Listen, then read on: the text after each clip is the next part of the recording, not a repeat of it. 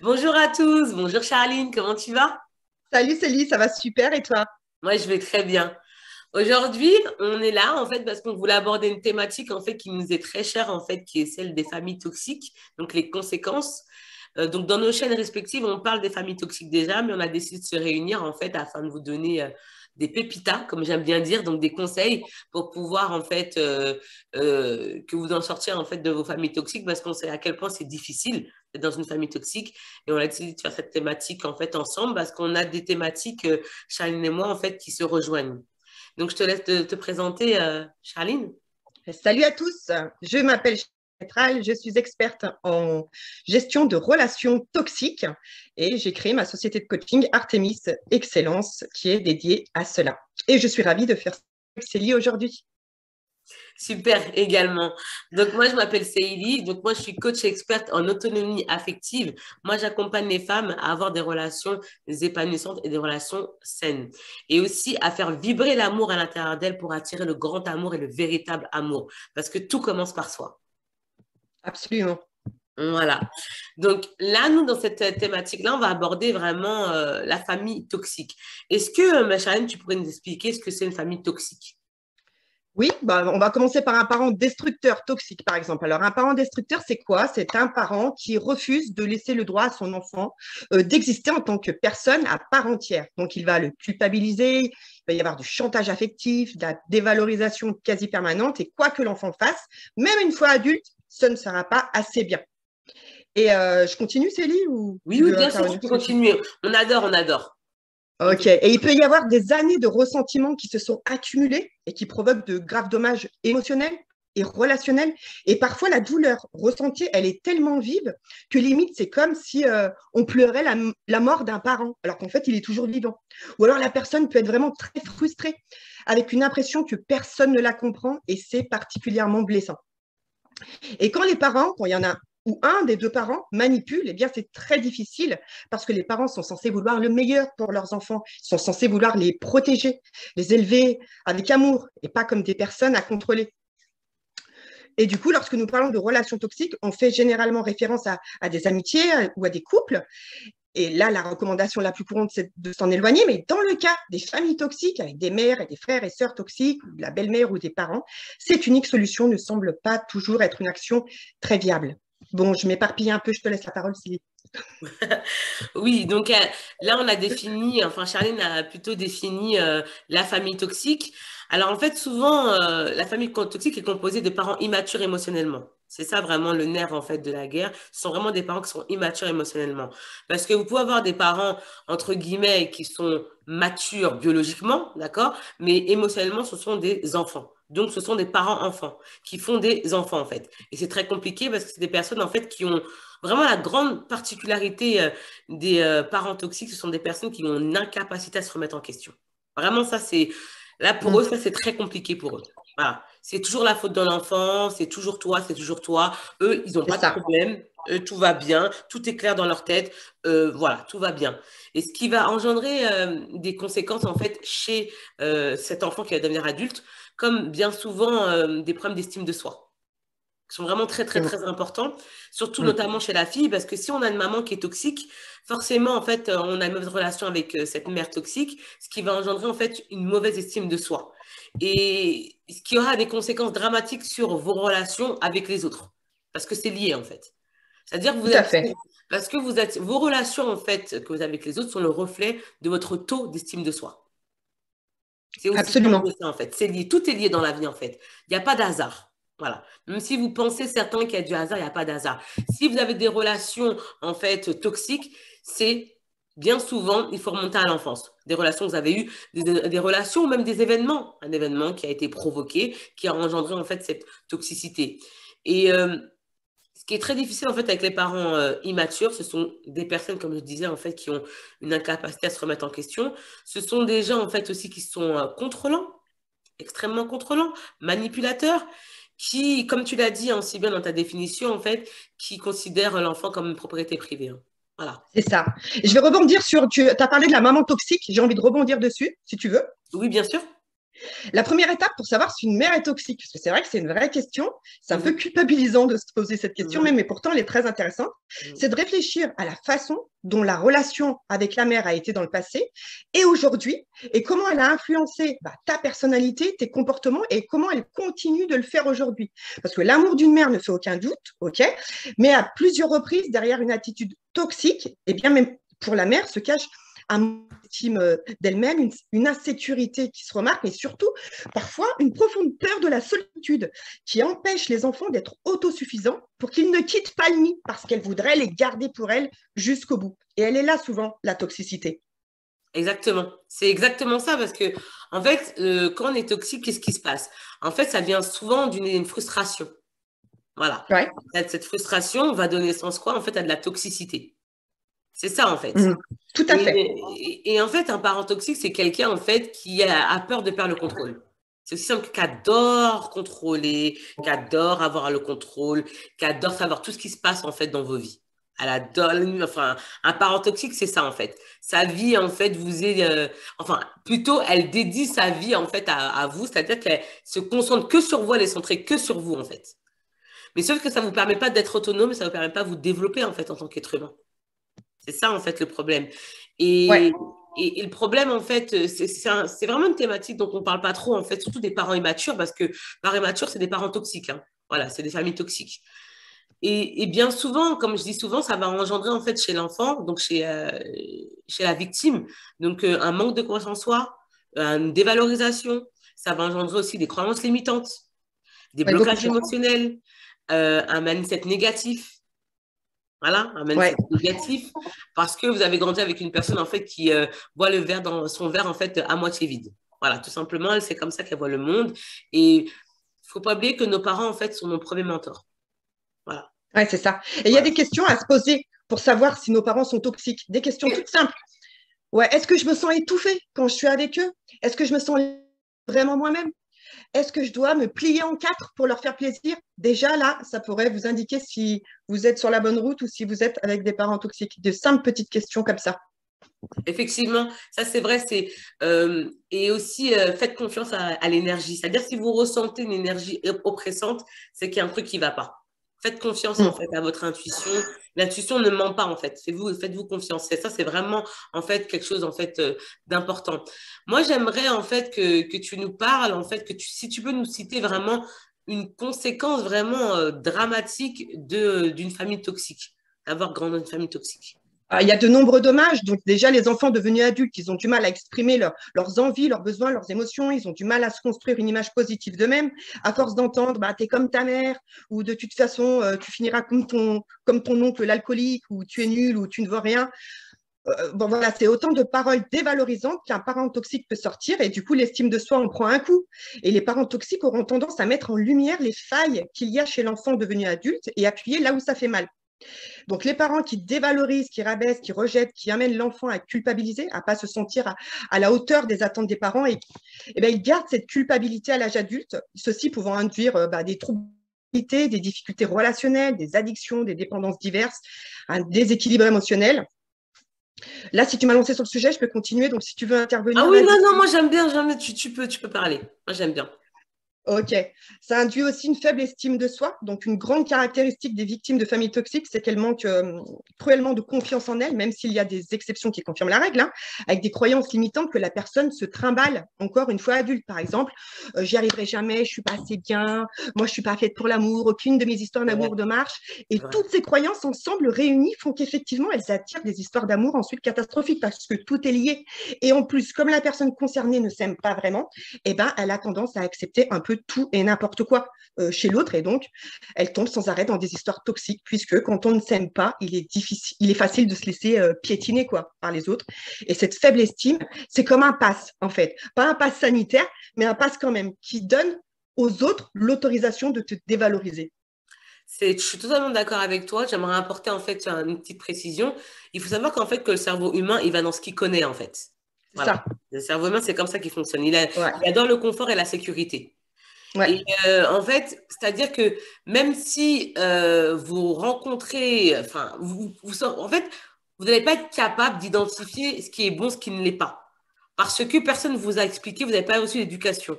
Et vous allez aller toujours, en fait, dans ce que vous connaissez, donc dans les relations toxiques. Parce que votre cerveau fonctionne par habitude. C'est comme ça que l'être humain fonctionne, en fait. Donc, Absolument. pour le casser, tout ça, en fait, il faut enrayer ces schémas répétitifs. Il faut déjà être capable, déjà, il faut déjà en prendre conscience, c'est la première étape, d'accord? Mm. Prendre conscience et identifier. Et après, ensuite, il y a un travail à faire avec des coachs comme nous, donc des coachs expertes, donc elle en relation toxique et moi en dépendance affective. Parce qu'il faut savoir que quand on a des parents toxiques et quand on a dans une famille toxique, ça engendre la dépendance affective.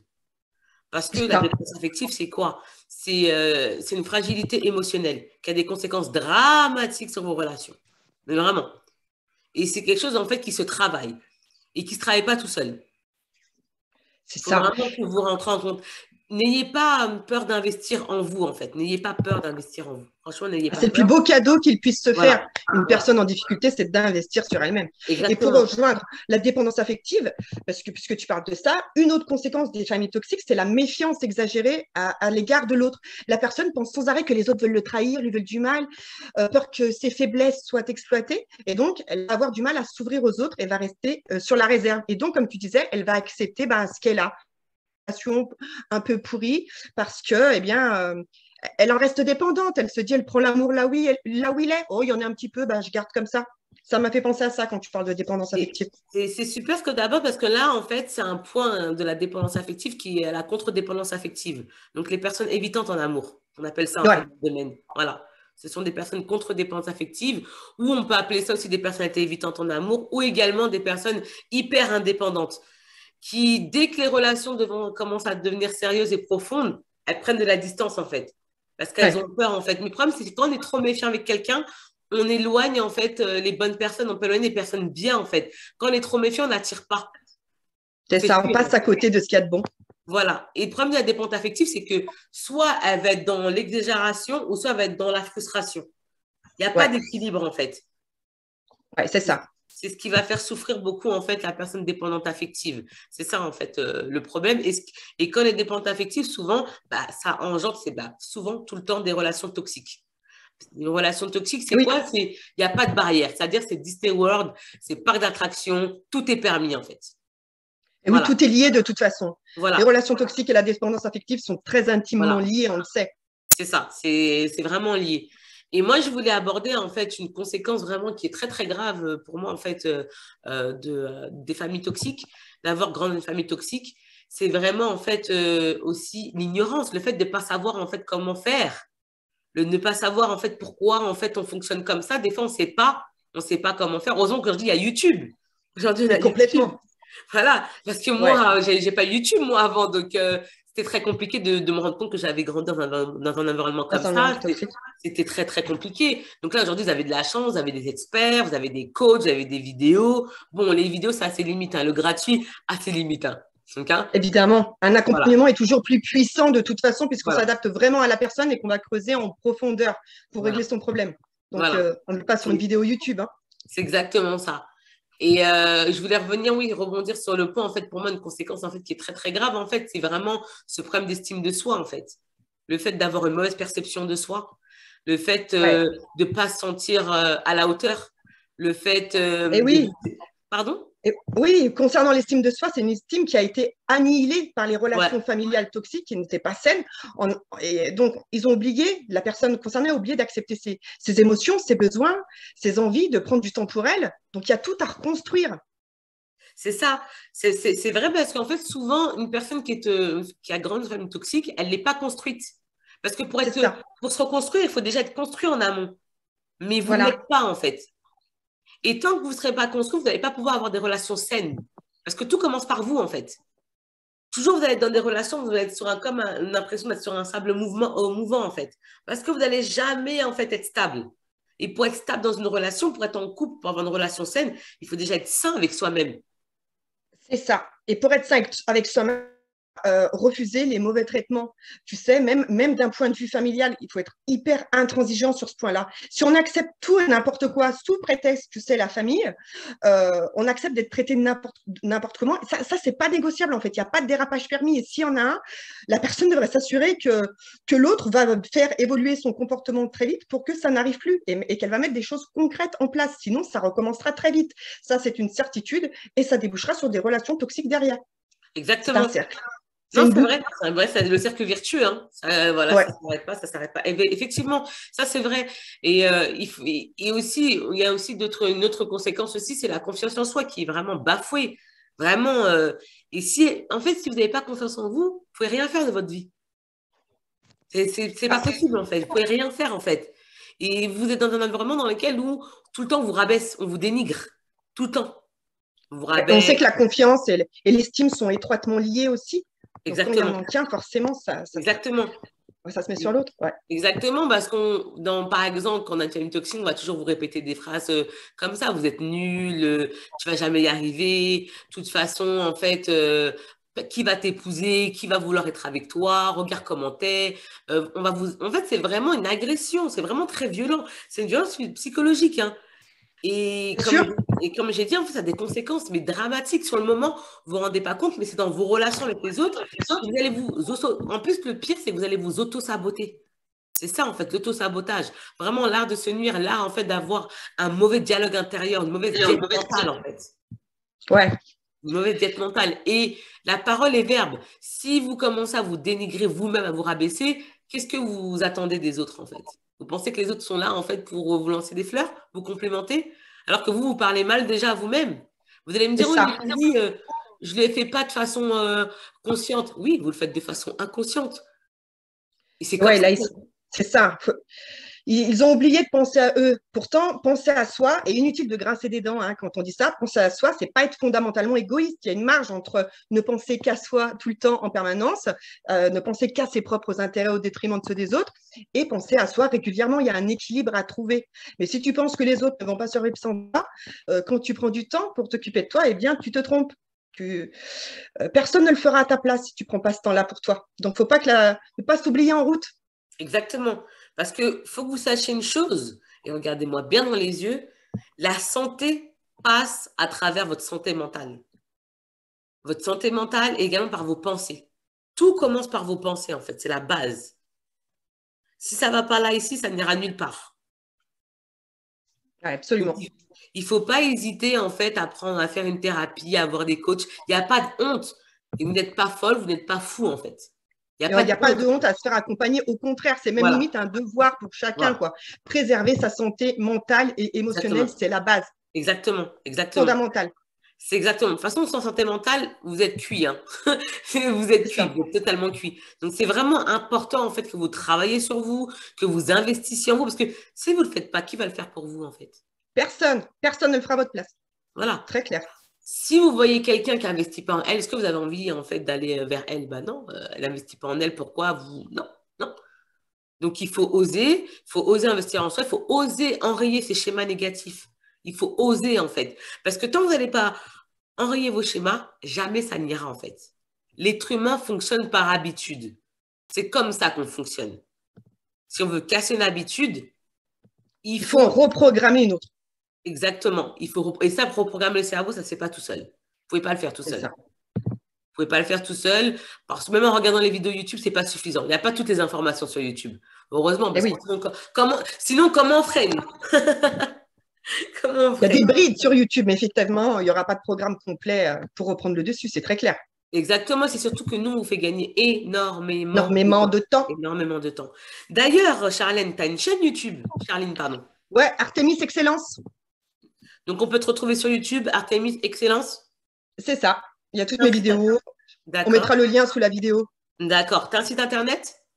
Ouais, Artemis Excellence aussi, les Pareil. réseaux sociaux, Charlène Métral et Artemis Excellence. Tout pareil. Bon, c'est noté. Moi T'as aussi. les réseaux, toi, Célie? Oui, moi j'ai les réseaux. Donc, moi j'ai ma chaîne YouTube, déjà, donc la plateforme YouTube. Donc, c'est Ouais. Queen Célie, parce que j'ai décidé de m'appeler Queen Célie parce qu'on est tous des reines, d'accord? Vous êtes des queens. C'est génial et ça tue. Voilà, vous êtes des J'adore, queens. je suis fan. Vous êtes des queens, donc venez me rejoindre sur ma chaîne. Je partage plein d'astuces. Je vous aide. Je sais que c'est difficile d'avoir évolué dans un environnement toxique, dans une famille toxique. Moi, j'ai pu m'en sortir. D'autres aussi ont pu s'en sortir, mais même aussi mes coachés, donc vous pouvez vous en sortir, mais il faut oser investir en vous.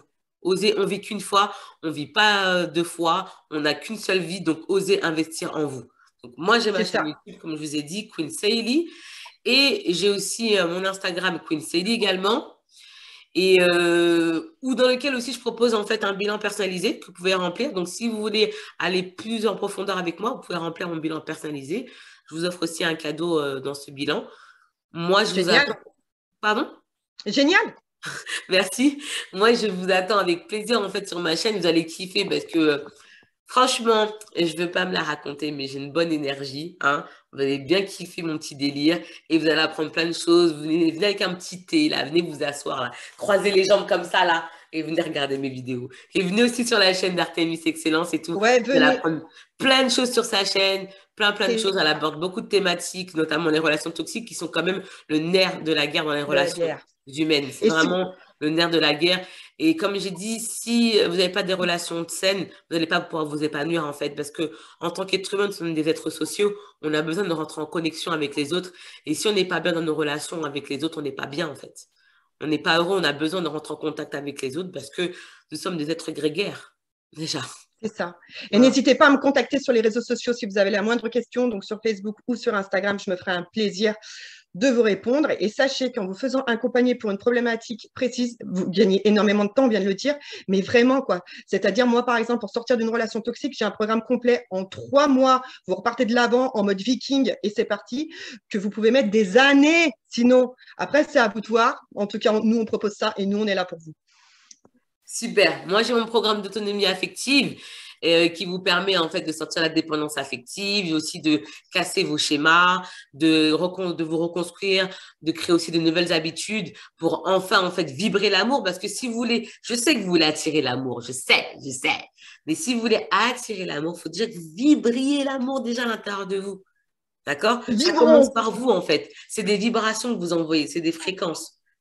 Et si vous n'êtes pas bien là, s'il n'y a pas d'amour, si quelqu'un, enfin, si on vous voit ou vous aimez pas, qui va venir vers vous en fait? Ben, les manipulateurs, les plaisantins, les Playmobil, comme je dis dans mes vidéos, Playmobil, en avant En les avant les histoires. histoires.